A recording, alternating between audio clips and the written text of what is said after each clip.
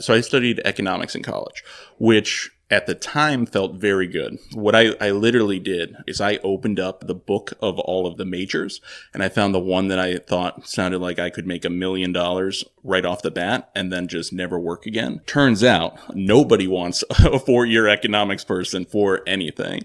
The best I could do is any job description that required a, business degree or something in finance or anything, I could kind of slip in under the radar and be like, hey, I've got one of those general ones. That's how I ended up at the company. This is Walter. Walter is a highly motivated professional in the finance industry. When he graduated from college, he was ready to take life head on and build a career that would prove lucrative and gain long-term financial success.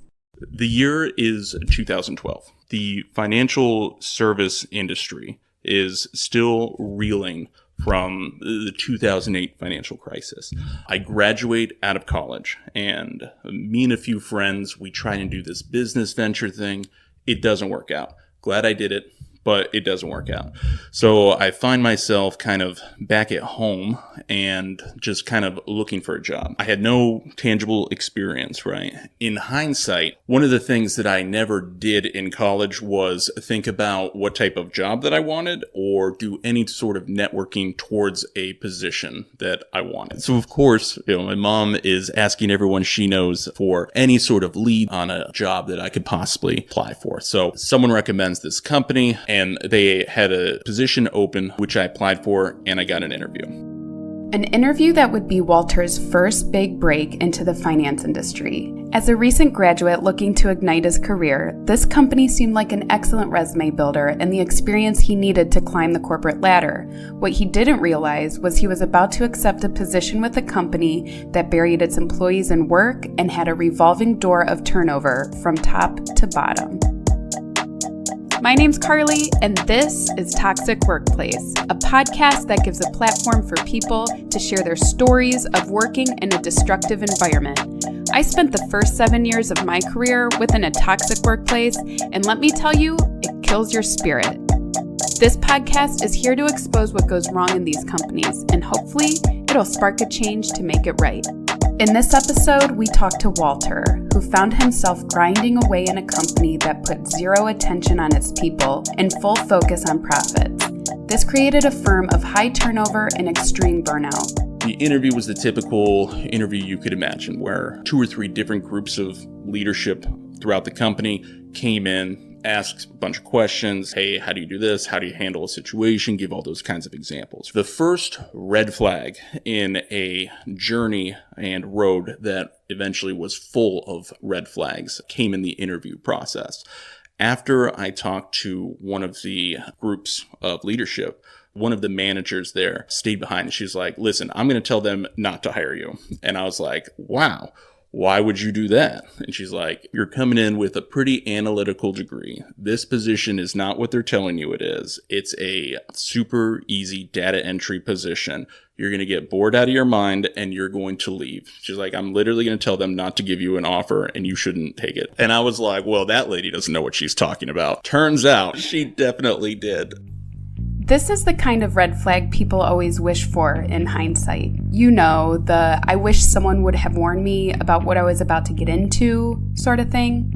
But when you're a 20-something-year-old kid trying to get your foot in the door to start your career, you leave the blinders up so that nothing gets in the way of your dreams. This was definitely the case for Walter, who wasn't ready to hear that the opportunity knocking on his door wasn't quite what he thought it was. The line that was told to me that I kind of took, and in fairness, it's my fault, was, well, get the job and then you can always get a different job and leave. So I was like, all right. So, I got the offer. It wasn't a lot in terms of money or anything. And then, I was like, all right, I'll be here for 2 weeks and then I'm out.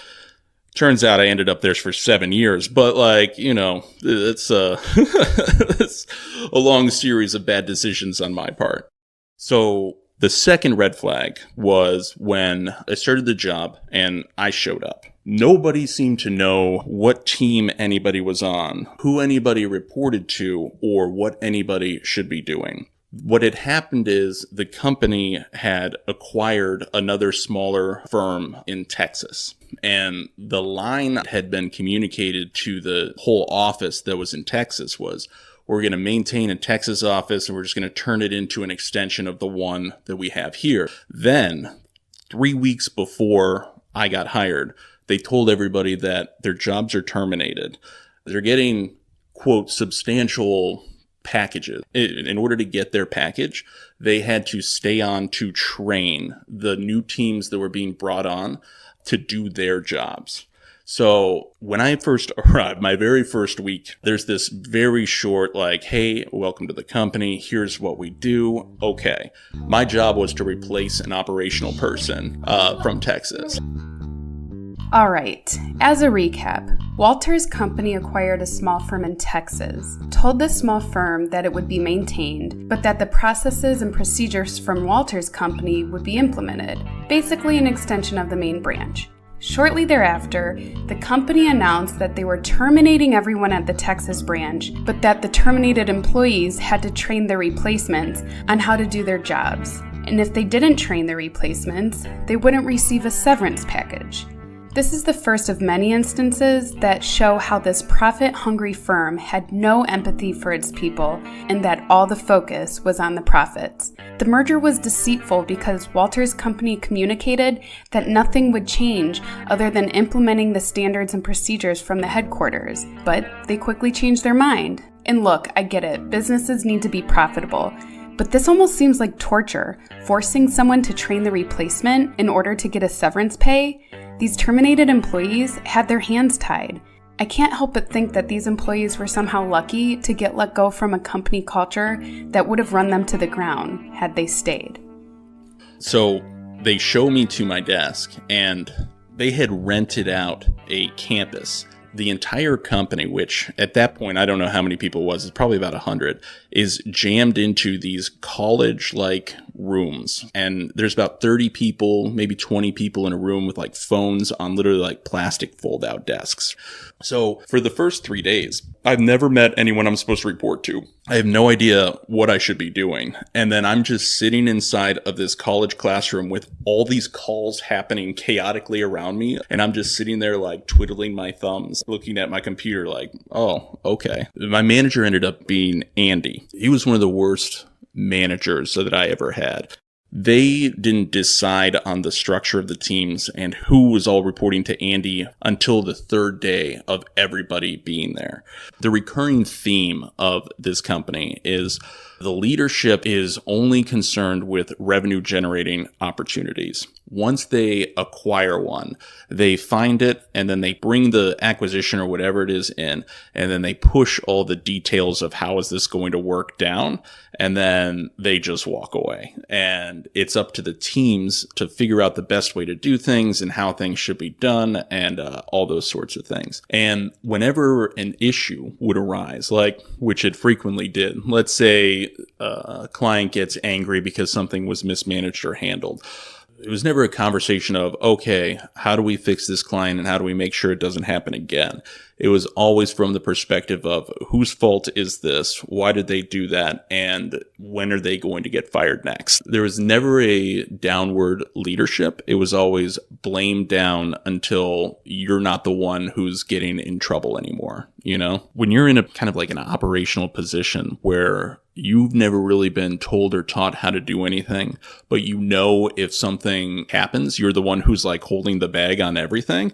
It creates a pretty stressful and terrible environment. Fortunately, what happens is the leadership who really care and they want to change things and improve things end up getting, the curse of competence, where if they fix something, then all of a sudden everyone's dumping as much stuff as they can on them until they become either so burnt out that they don't want to do it anymore, or they're carrying so much that they're not able to actually accomplish things anymore because they've got 100 different strings to pull.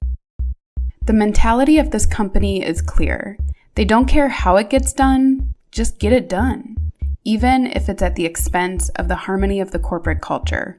When Walter started, he didn't even know who he was reporting to for the first 3 days until Andy, his direct supervisor, stepped in. There was a complete lack of direction from the top as to what employees were to be doing and how they were supposed to do it. If an issue arose, there was no accountability or ownership of the issues from the top, and fingers would be pointed at the bottom. The issue here is that managers and directors were not working alongside their employees, so they couldn't hold anyone accountable even if they wanted to, not even themselves. In fact, Walter consistently caught Andy playing computer games in his office. So he had these privacy screens later on where you have to stand directly in front of the computer monitor in order to actually see it. And for months, like, he would be in his little corner on his computer just playing Candy Crush for, I'm not even joking, weeks. We were sitting at a particular angle, and there was a glass wall behind him where the reflection, when you stood at a certain point, you could see the screen. We would literally check, like, me and my buddy, just like, hey, it's like 3:00. Let's just check in. It's like, oh yeah, level 142. Get it, dude. The third red flag when I was there was we had a mandatory overtime window coming. He literally was doing like a weekly, hey, everybody, what's going on kind of thing. And he's like, hey, guys, just so you know, the quarterlies are coming in next week, so we're going to do mandatory overtime for 2 weeks starting this date. You got to do 10 hours. Unfortunately, I have to leave at 3. Anyway, and then he just kept talking. This is one of many reasons why he ended up not liking me. But I was like, hold on. I was like, wait, are you telling me that we're all doing mandatory overtime and you as our manager aren't? I looked around because I was like, everybody should be like upset about this.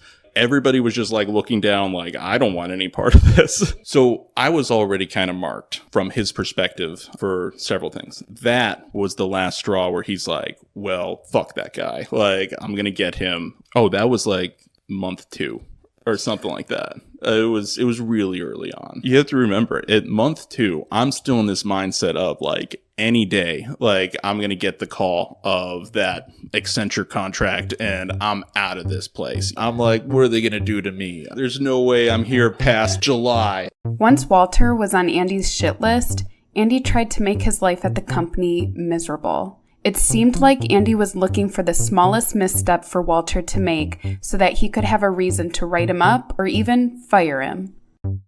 They told me that I would be cross-trained across 2 separate teams, and I was supposed to be a cross-trained analyst for both teams. I think Andy put a stop to that when he didn't like me anymore, and that's when he put me into that manual team that just did valuation updates. It was like at that point that he kind of decided, like, you're going to either die here or you're going to leave. Either way, I win. So the first performance evaluation, you're brought into the room. It's Andy and then our team lead or whatever, and they're in there. And they hand me the performance review. And like, I'm looking through it and it's got, blah, blah, blah indicators. And then I look at one and I forget what they called it, but it was very low. And I was like, why is this so low? And they're like, oh, that's a team average. And I was like, you can't put a team average on a performance review of an individual. They're like, oh, well, there's no way you can actually do an indicator for that. I explained how you would make a very easy indicator to have an individual for it. And they're like, I don't think that would work. They came up with it, and there was no one who was double checking it to make sure that it was real or relevant. Walter tells me his company had an HR department, but they weren't part of the evaluation process. Later, Walter tells me that he eventually wrote his own evaluation and turned it into his boss. But this wasn't a self-evaluation, it was written for his boss to give to him. What credibility does an evaluation have if it's inaccurate or based on false metrics? The purpose of giving an evaluation is to help an employee see their strengths and to look for ways to grow and develop within the company. If it doesn't carry any validity, then people are just going through the motions, wasting everyone's time. But that wasn't a concern for this company. This is the point where I almost walked out and quit. And in hindsight, maybe I should have. But I literally got up from that and I walked outside to just leave, just to be well, I'm done here. And I ended up calling my dad and talking to him, and he reinforced the idea of you should have a new job before you quit your old one, even if it's terrible. So I ended up at a car dealership through some friends' connections as a lot manager, parking the cars, doing all that kind of stuff. And this is an important lesson that I learned there. I remember specifically the manager of the dealership setting down our lot manager teams, 3 or 4 of us, sitting there and then asking us, what's going on with you? What do you guys need? What's happening? And it was the first time I think I experienced a leader not being, this is what I need you to do for me. Instead, the perspective was, you guys are doing a great job. What can I do to help you? Do you need anything, or do you have any ideas? And it was a good, refreshing thing to happen there. I was like, oh, wait, no, dreams do come true. Rainbows do exist out there in the wild. Unfortunately, winter came, and it was very miserable to be a lot manager in 0 degrees. And I got a phone call from the girl who was the assistant to the manager. And she's like, hey, I heard you are looking for a position. I've got one for you. Would you be interested in coming back? It was 0 degrees. My hands were freezing, and I was just like, yep. And so I went right back to the team that I had quit and got out of. Walter's second time around in this company would prove to be even more toxic than the first. Opportunities for prestigious positions here didn't necessarily mean a better working arrangement. It came with a lot of promises, right? What it ended up becoming is a lot of people trying to change things and then not being able to accomplish anything, because the mindset was always just bring in the next revenue generating thing. If it doesn't work, we still get paid anyway, so they'll just figure it out. That's what started kind of my next phase while I was there. During that time, I started to kind of doing a lot more internal networking. One of the people that I started to help out and get a good rapport with was the head of tax reporting. And she, one day, put down her laptop, walked into her boss's office, set it down and said, I quit. And just walked out. It was during the tax reporting season. There was another acquisition that was brought on, and it was another perfect example where they brought on this acquisition, say in October. There was 150,000 accounts that they had reporting obligations for that were due, by 12/31 in some circumstances, January 31st for many others. And they had no idea how they were going to accomplish the reporting obligations. And they literally pushed it all on her and just said, you have to figure this out before the reporting obligations happen. And her position became available. And I applied for it. And I ended up getting it. You heard right. 150,000 clients with reporting obligations and only one tax person to funnel it through. There's no lifesaver being thrown here. 0 options for this tax manager to get out of an impossible situation other than just throwing in the towel. Let's say each client required 30 seconds of time. That's 1,250 hours to get these reporting obligations finished within a window of 4 months. That would be almost 80 hours per week of non-stop work, no bathroom breaks, and no coffee talk. But Walter, being young and ambitious, saw this as an opening for him to move up within the firm and took it as a challenge. He gave it everything he had to prove he was the man for the job.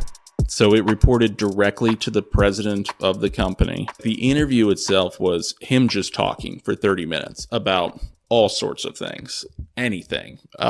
Sometimes it was about the job. Sometimes it was about the new house that he bought. And it was just this random assortment. And then he just walked away. And then that afternoon, all of a sudden, I get an email from him. And it's a email that he has blind forwarded me that was sent to him. And it was like an issue with the tax reporting.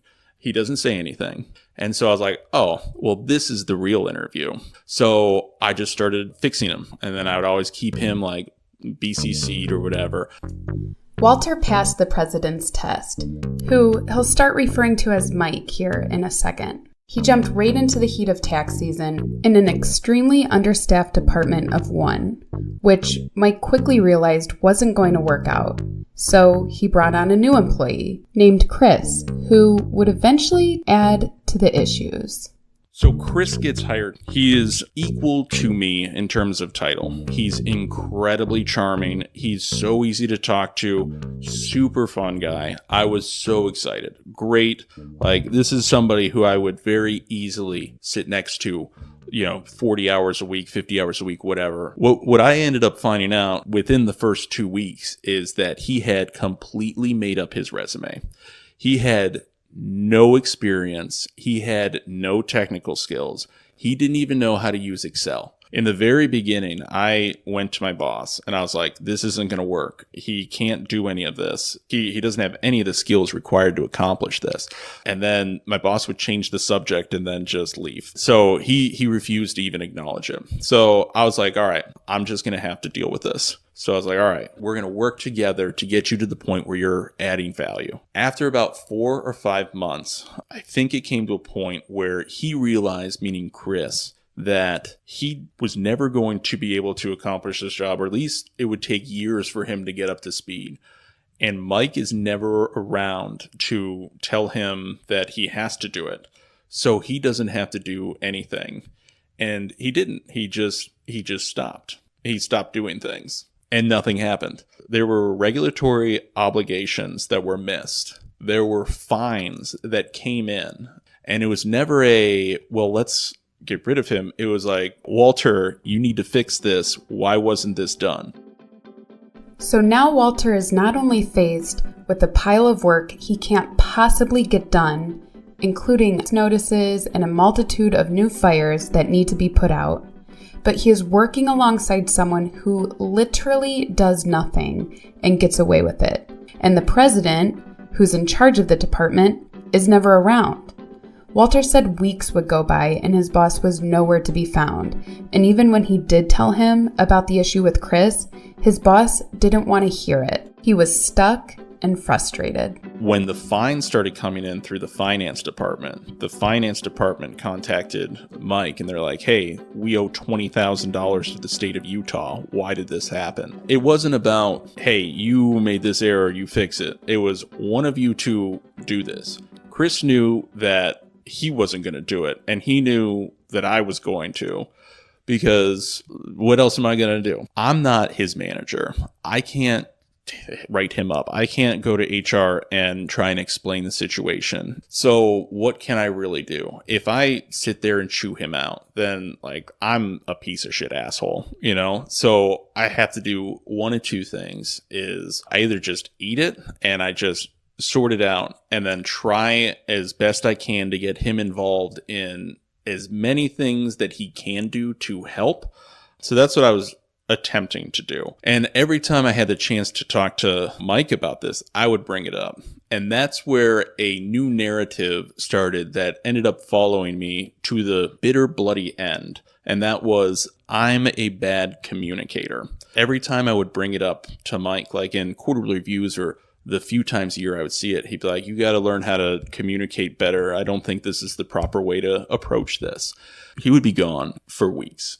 And when quarterly reviews came up, he would literally send me a blank one and say, fill this out.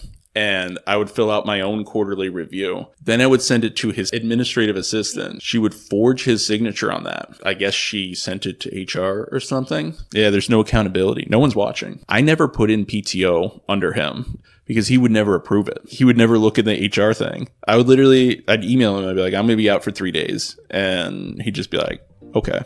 As you can tell by the lack of leadership from the president, this company's direction is floundering. The executive level positions here have a revolving door of turnover. Walter tells me there were 10 different executive level employees during the 7 years that he worked there, which is more than one exit per year. One of the executives was named Rob, who was initially brought in as the chief of staff, which Walter says was clearly a made-up position, and eventually replaced the CIO, who just one day no longer worked at the company.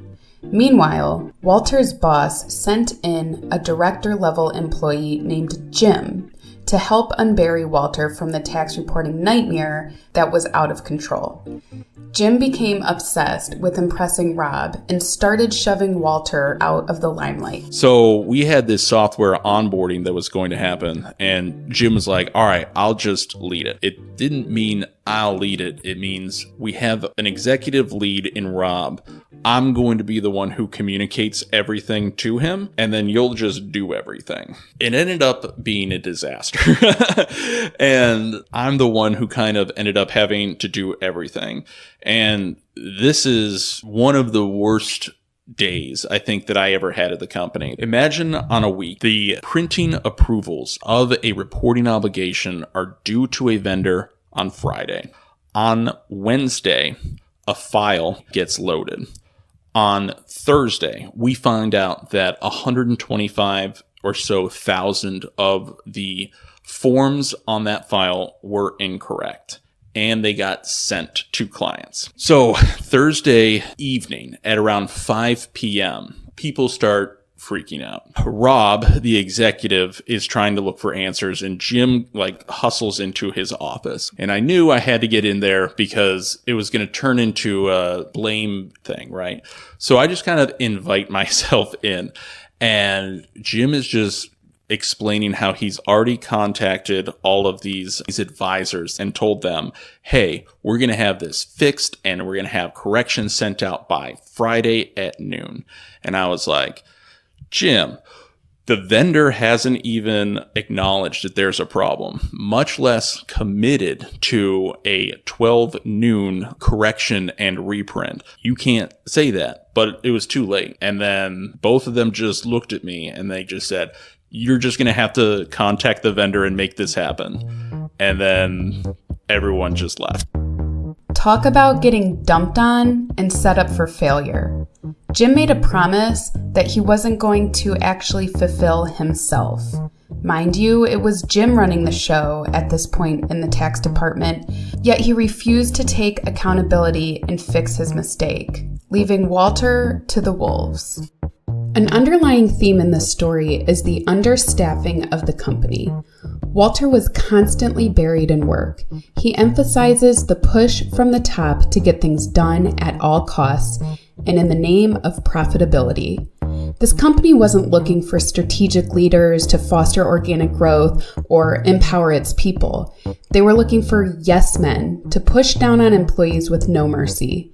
In this sort of forceful environment, the opportunity for professional development and personal growth is slim to none. All focus is on the numbers. This strategy also didn't fare well with the revolving door of executives that the company had over the years. Walter says the C-suite of executives was always changing.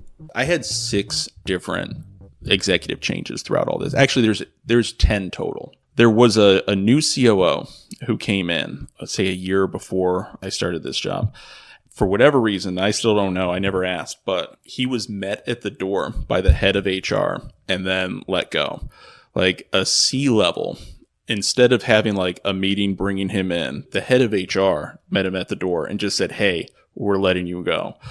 And just bounced. I'm assuming it's a board level decision. I don't know how that works at that level. I know it's real strange up high, but being met at the door, that's in front of everyone it's a glass building. Everyone can see outside. It's the shittiest way I can possibly think of going. And this is a recurring theme. Executives would disappear all the time, suddenly. And it had already happened 2 or 3 times before that. And it would kind of continue to happen after that, where there'd be no notification. All of a sudden, everybody would just know that an executive was gone because they missed meetings and the rumors would start. And then a week and a half or so later, there would be an all employees email and then a subline. Also, blah, blah, blah has stepped down from their position as blah, blah, blah. And then that's it. Then there would just be these gaps. There was no COO for 8 months in between those two. And then there was another gap for another 8 to 12 months after that. There's just nothing there. There's just nothing there. In a firm with over 100 employees, having a solid leadership foundation is essential to the success of a business and its people. If a company can't get its leaders to stay, then any sort of overall strategy and vision falls to the wayside. Employees are confused, there's less buy-in, and a major disconnect forms between the top and bottom. The other issue here is transparency. Executives would be let go as they walked into the front door, or they would just quietly disappear. Either way, there was never any real explanation given to the employees, which causes speculation. I was curious about what the Glassdoor reviews of this company showed. When I went to the website, I saw headlines like, "Run, don't walk," "You're just a number," and "Professionally embarrassing," which read that the company mission was constantly changing and there wasn't any organic growth whatsoever. Not only did the company not care about its employees, they also didn't care about their clients. Walter said that at one point, they were trying to get certain clients to leave by providing poor service. There was many times where a customer or a group of customers would have some issue. And then like the decision-making process was, if there's 400 customers who are going to leave if we don't fix one issue, but that issue will be more expensive to fix than those 400 customers, like revenue is, forget them, let them leave. Like, we're not gonna like proceed with it. So there was always groups of customers going out, but they were always acquiring new things. One of the acquisitions that they had done, the huge one that made my predecessor quit, was arguably genius. It was a business to business trust that we had acquired. And the contracts between the actual businesses and the trust company stated, if you were to leave the company, you will owe X amount of dollars as a leaving fee. The amount that they paid for the acquisition was less than the total fees that they would get if every customer left. So when they bought it to literally squeeze every customer out of it, so they could get the revenue fees of those customers leaving, because it was more profitable for the customers to leave than it was for them to actually maintain and manage the accounts themselves. So basically, they purchased another company in order to get the client cancellation fees. It doesn't seem legal, but it is. Clearly, they're not in the business of servicing clients, but in the business of quick and dirty money. On the company website, it reads that their track record of service excellence is unmatched in the industry and that they offer optimized solutions, processes, and service to its clients. It amazes me what simple marketing can do for a company. After 7 years, Walter was at his wit's end. By this time, he had changed positions and was now reporting to a manager named Cami. And Cami reported to an executive named Rich. The dynamic between Cami and Walter would eventually lead to Walter's exit from the company.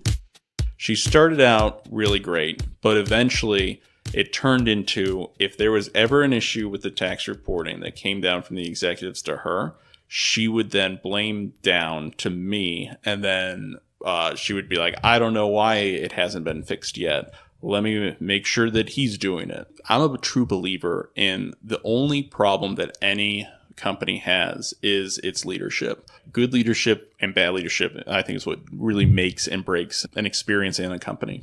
So at this point, I was just checked out. I didn't care. I was cruising. Like, I had given up. I'm just doing whatever I needed to just kind of get out for the day. And we were in a meeting once, and I was told multiple times that Rich was the one who approved descoping all of the issues. So I had a very bad taste in my mouth for him. Later, I had found out it wasn't him, but that's a whole nother story. So we were in a meeting once, and I made the comment. I was just like, yeah, I don't have a lot of respect for Rich's decisions, which sent Cami to the moon.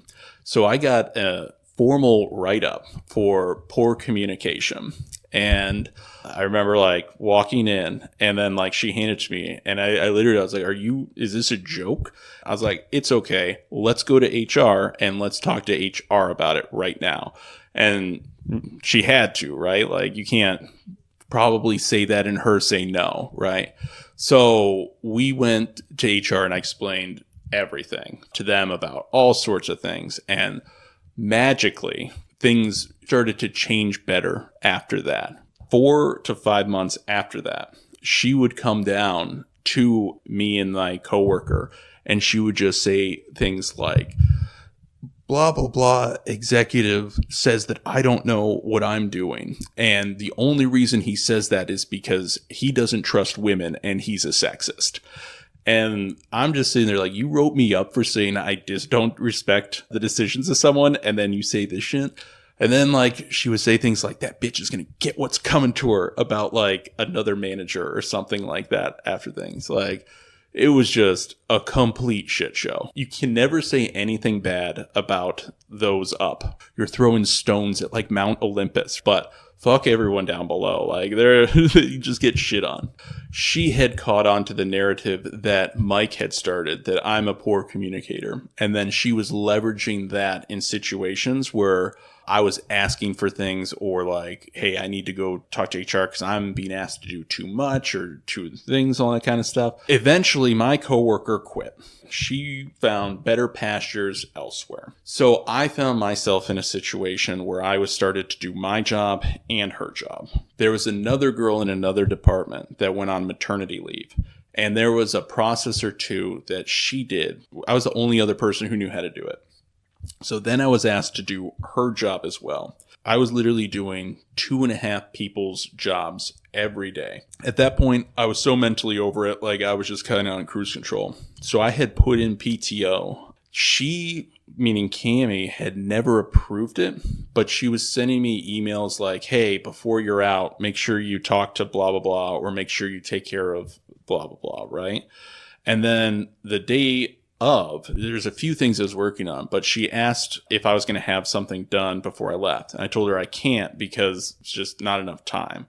And she freaked out. I think it was some executive wanted it and they wanted it by Friday. And I was like, I can't finish it. I have to leave. She was like, I'm not going to approve your PTO. You have to come back in and you have to finish it. And so I told her, that's fine, but like, we're going to talk to HR about it on Thursday, which is the next day. And so she's like, okay, that's fine. So there was a meeting sent to me by HR for like 11 o'clock on Thursday morning. And then at 10:30, it got moved to Friday at 10. Oh, these were the 2 days where I should have been on vacation. So that Friday at 10 a.m., I log into the Zoom call, and it's the head of HR and Cammie. And before they even said it, I knew it. And I was so happy. And she picked up the piece of paper and she said, this is to notify you of your termination from the company. The company's at risk because of blah, blah, blah, blah, blah, blah, blah. Literally all I said was, thank you so much. I get it. Bye. I was so happy and relieved just to be done. After 7 tireless years of grinding away and giving endless hours to crank out work for unrealistic deadlines, Walter gets let go from the company without any sort of recognition or gratitude. And it's not like that bothered Walter. He was relieved and happy to be able to move on in his career. But as an outsider, I think it's clear that this company had no compassion for the hard work and efforts its employees gave, and there's no appreciation for Walter's loyalty. I asked Walter why he thinks he stayed in such a toxic environment for so long, and he said it was a matter of acceptance of the situation and the lack of a prospective opportunity elsewhere. There was always this mystical carrot out there that people always saw, including me, where it's like, man, if I can just solve this one recurring issue that's been bothering hundreds of clients, then maybe someone will be like, here's a raise or something like that, which obviously never happened. But for some reason, there was just this line of, you should just take care of it because it'll be worth it in the end, even though it never ended up being worth it in the end. Because the company was small enough that you had daily interactions all the way up the chain. And a lot of the people in those lower rungs, if you will, had been there long enough that they knew like the family that started it and everything. I think there was maybe once a better culture of, okay, we're all in this together. If you can help me out with this, then, I'm going to help you out. And then as the company grew and, the head kind of started getting far distant from the tail, I think that mentality was still there, but there was no more kind of communication or transition between the two. Looking back to those first 2 weeks where I was like, oh, well, I'll just be here for a little bit until I get that other job. And then 7 years later, like I was still waiting. I was getting paid and it was a job and I knew the job and the company well enough. Like I worked with some great people as peers that made coming in and doing things a whole lot easier and better. The leadership itself was the trash. After a while, I stopped kind of putting in applications elsewhere. And then I just kind of, I just kind of accepted my fate. Sometimes you have to just bide your time, let fate take its course, and have faith that everything will somehow work out in your favor. We all end up in situations that test our mental strength and endurance. These are the tests that build our character and serve us down the road for things to come.